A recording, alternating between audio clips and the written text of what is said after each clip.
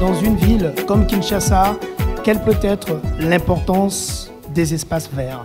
C'est capital. Si Kinshasa n'a pas d'espace vert, il faut la rayer des villes du futur. Les espaces verts restent un thermomètre de la qualité de vie dans une ville.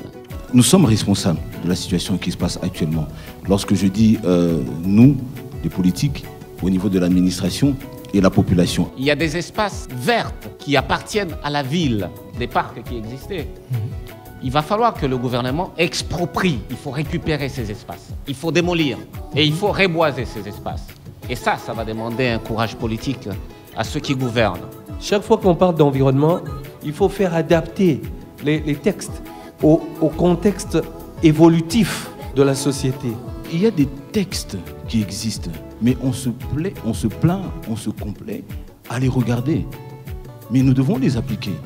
Si le gouvernement n'implique pas la population, le défi sera insoluble. Parce que, n'oublions pas, les gens sont tellement pauvres en périphérie de Kinshasa que pour eux, se taper un arbre, c'est vraiment une bénédiction.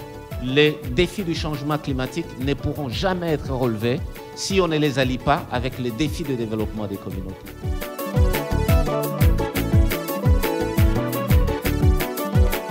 Premièrement, c'est de sensibiliser la population parce que la première difficulté, c'est simplement le manque de connaissances. Ceux qui ne connaissent pas l'importance se livrent facilement à la destruction. Il faut vraiment instaurer des peines adaptées à ceux qui sont auteurs de ces destructions, envisager la création des juridictions spécialisées en matière de lutte contre la criminalité environnementale.